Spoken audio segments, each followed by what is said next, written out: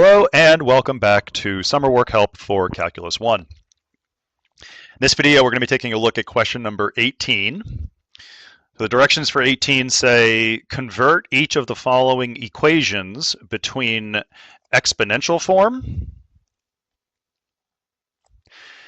and logarithmic form. All right. What that means. So I'll do the conversion up here in the top right hand corner. So exponential form. Exponential form looks like you have a base, right? And that base is being raised to some exponent a. And then the result of raising that base to the base of b to the exponent of a is some quantity c. All right. So again, exponential form, you have a base for your exponent. The base is b, exponent is a, and then the result of that exponentiation is c. So that's exponential form. And then what you want to be able to do is you want to be able to go back and forth between that and logarithmic form. So when you're writing exponent, like if you're trying to write the rule yourself, whichever one you start with, like exponential form or logarithmic form, it doesn't really matter like where you put the a, the b, and the c. I mean, it makes sense for b to be your base because like b stands for base.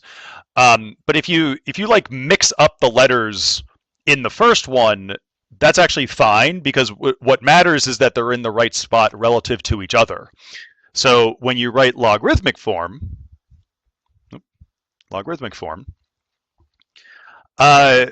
basically what you have here, and I guess I'll do this in green because I'm using green. Okay, so in logarithmic form looks like this. You have the log of something with some base, and that equals something. So notice that here you've still got three spots for like where does a go, where does b go, and where does c go.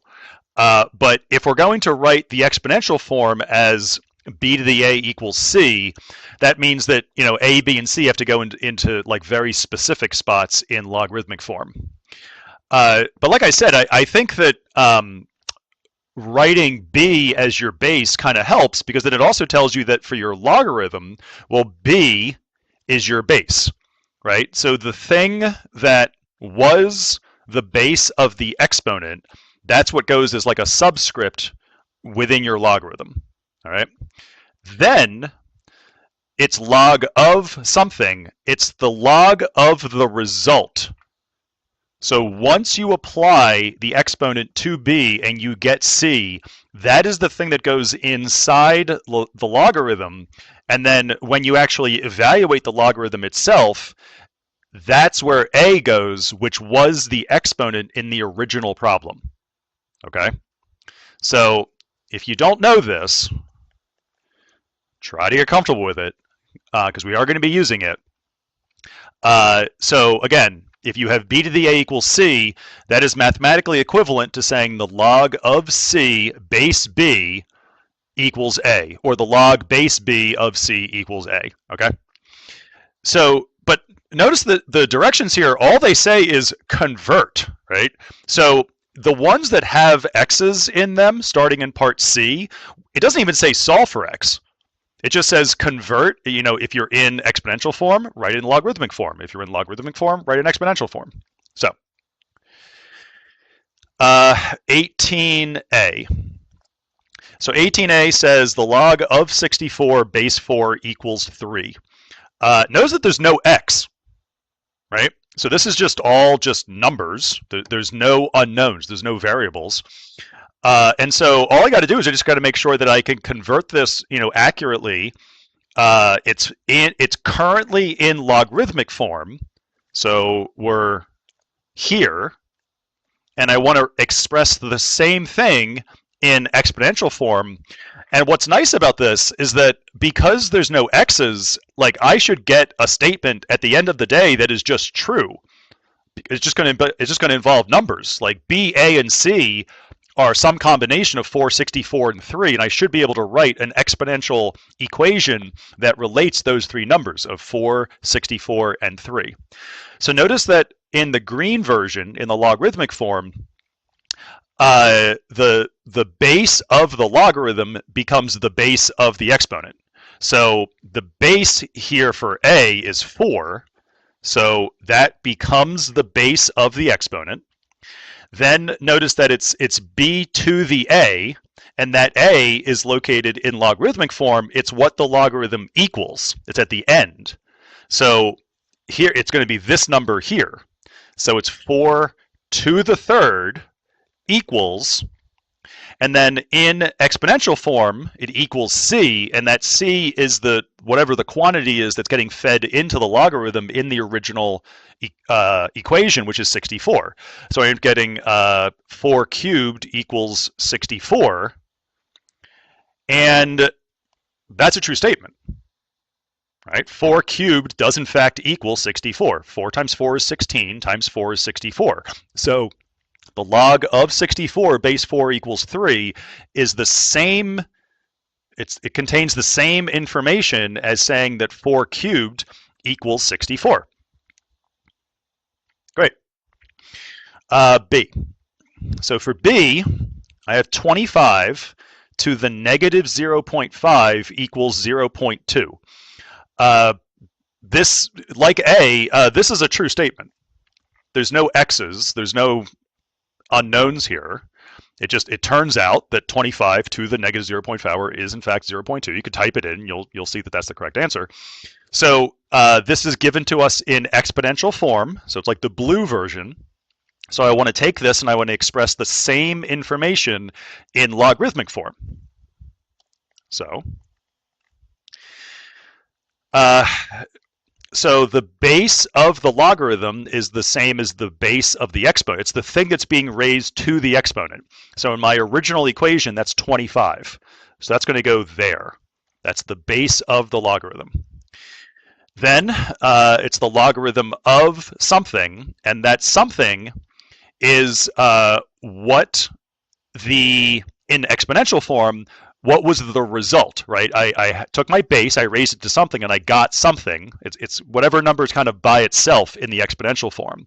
So we're looking at this number here, which is 0.2. So that's the number that's going to get fed into the logarithm, like that. So it's the log of 0.2 base 25.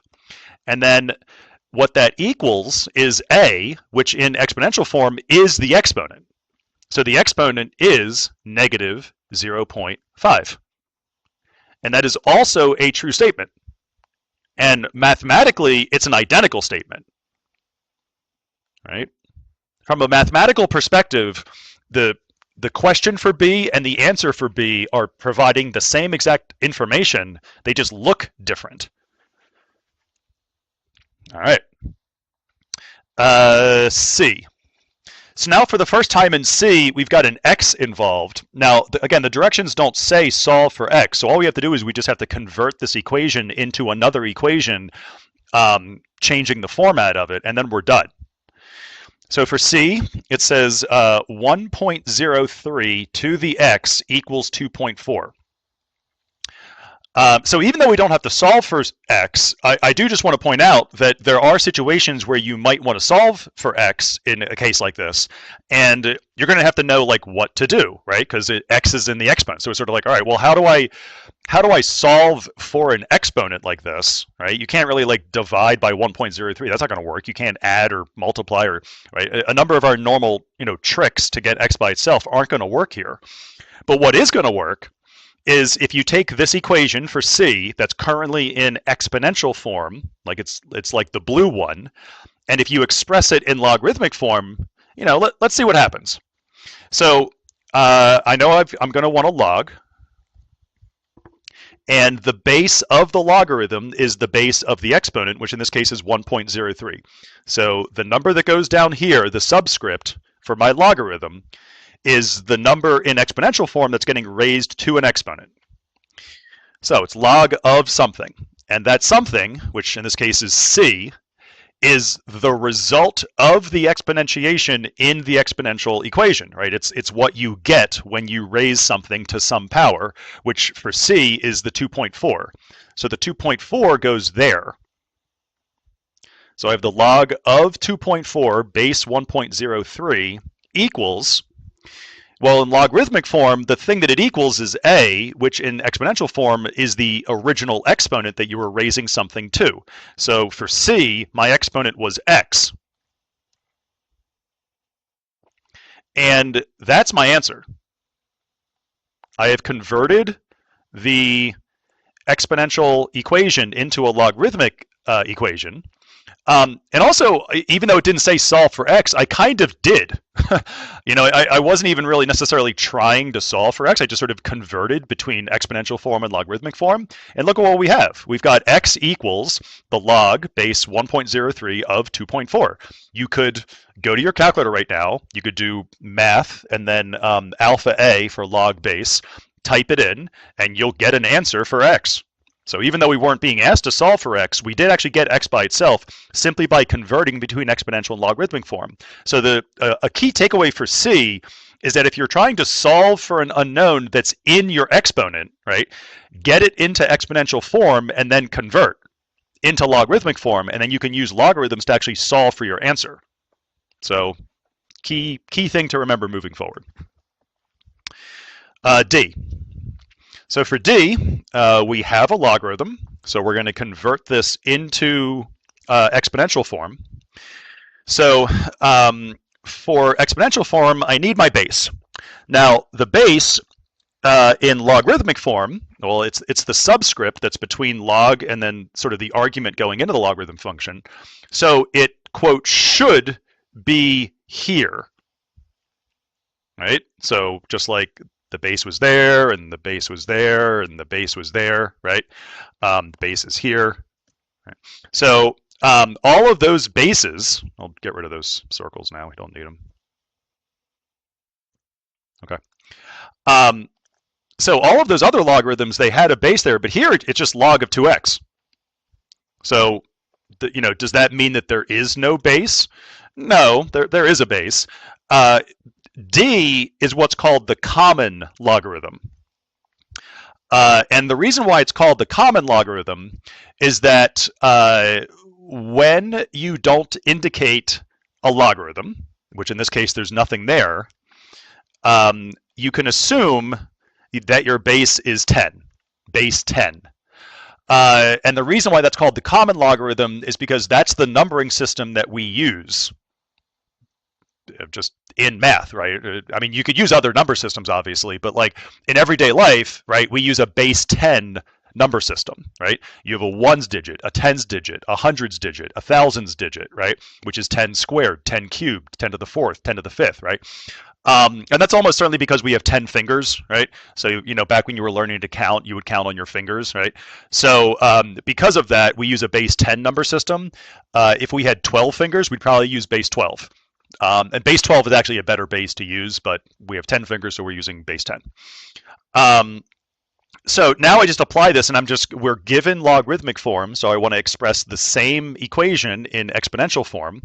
So because this is the common logarithm, and the 10 is not written, but it is there, so we've got 10 to the exponent. Well, the exponent, which, in the top right, we've indicated it as being a, that is the result of applying your logarithm. So in the logarithmic equation, it's the number that's kind of by itself, which in this case is 5. So it's 10 to the 5th power equals, and then in this case, c, in exponential form, that's the thing that goes into the logarithm, right, which in this case is 2x. And that is my answer. I've converted from logarithmic form to exponential form. Also, similar to C, notice that for D, if the question was solve for x, well, the x is kind of trapped inside the logarithm. So there's not really a whole lot you can do with it while it's inside that logarithm. But if you wanted to solve for x, if you convert into exponential form, well, look at how close we are to solving for this, right? We have 2x equals 10 to the fifth. We'll just divide by 2, and that's your answer. So 10 to the fifth is what, 100,000? So the answer to this is 250,000? No, sorry. No, it's 100,000. So no, it's 50,000. Right. So the answer to this should be 50,000 if I'm doing it in my head correctly. But even though we weren't being asked to solve, this is the first step that you would do if you were solving for x, is you would do this, then divide by 2, and you're done. But for this question, we're just getting comfortable with converting between exponential form and logarithmic form. All right, E. So for E, kind of similar to D, is that, we've got this ln of 50 equals x, and, we're kind of used to seeing a number as a subscript in logarithmic form. This is clearly not exponential form, so this is logarithmic form, but you got this ln. That ln stands for the natural log. So for D, we are dealing with the common logarithm, and for E, we're dealing with the natural logarithm. And we're going to be seeing this in this class for sure. So we just want to get comfortable converting here. So in logarithmic form, if we're going to convert it into exponential form, well, in exponential form, I need my base. And my base would sort of be the number that would go here. Well, the natural logarithm is a logarithm that has a very specific base, and that base is the number e. I'll just write out the x just to finish that out. So what I just wrote, log of 50 base e, is mathematically equivalent to the question that you're given, ln of 50. However, you would never really see it written as log base e, because log base e is the natural logarithm, right? It is ln, right? So you can sort of think of it as log of 50 base e, but just recognize that you're not going to see that, like, quote, out in the wild. You're going to see natural log of 50, and you have to know, oh, the base is e. So if I want to express this in exponential form, like I said, my base is e, so we're going to start with that. So we got e. E is a number, by the way, just like pi is a number. It's a constant, right? E is approximately 2.718. It is also pre-programmed into your calculator. E by itself is located above the division key, and then you also have the natural log on the left, and then e to the x above that, also on the left. So I've got e, then my exponent here, which we called a, is the thing that the logarithm equals, which we were told is x. So this becomes e to the x equals, and then the thing that it equals is the argument into the logarithm function, which was 50. And so that is converting from logarithmic form into exponential form. And then notice that, if we were solving for x, we're kind of going backwards with this problem. So we kind of had already solved for x. X was by itself. It was the natural log of 50, which is itself some number. It's like, I don't want to, what is it, like 4 maybe? Something like that-ish, 3 or 4. Yeah, I don't know. Definitely a single digit. Yeah, so by converting here, we're kind of like getting farther away from solving for x, because now x is like trapped up in the exponent. I can't really solve for it. So if you wanted to solve for x, you would not do this. But we're not solving for x, we're just converting, right? So that is our final answer for e, is e to the x equals 50. That is an equivalent statement to what we were given. All right, then for f, we're told that e to the x equals 14.17. So if we wanted to convert this, we're given exponential form, and I want to write this in logarithmic form. So we're going to say log. My base is e. The argument that's going into the logarithm function is the result of, after you raise something to an exponent, what is the result? And that's what goes inside the logarithm. So it's 14.17. And then that equals my exponent, which in this case was x. So again, even though we're not, it doesn't say solve for x, this is kind of what we would want to do if we were solving for x in this case, if we wanted to know what x was. So we're almost done. But just like I alluded to for part E, when you have log base E, that might like technically be, that's quantitatively correct, but it doesn't look nice because when you have log base E, you really do want to express your answer as the natural log, like this. So just like for E, we sort of introduced, well, E. So for part E, we wrote E because we needed it, and then we wrote it in the exponent, obviously. And then for F, it got kind of like absorbed into the natural logarithm, and so we just said natural log of 14.17 equals x, and that's a number. That is some number for x. I think I set it up so that it was approximately a whole number. Natural log 14.17. Oh, never mind. It's a random number. I thought it was something different, but all right, doesn't matter. So that is converting into from exponential form into logarithmic form and vice versa. So those are all of my answers for 18. Big thing to take away from this is, again, you want to get comfortable converting between the two, obviously. And then also, as we saw in parts C, D, and F, the conversion would be necessary in order to solve for x if you were being asked to solve for x. For E, we're kind of going backwards, but again, we fulfilled the directions as they were written. And then A and B just resulted in just another true statement. There's no x's at all. And if you were to type any of those into the calculator, you would in fact see that those are true statements. So question 18.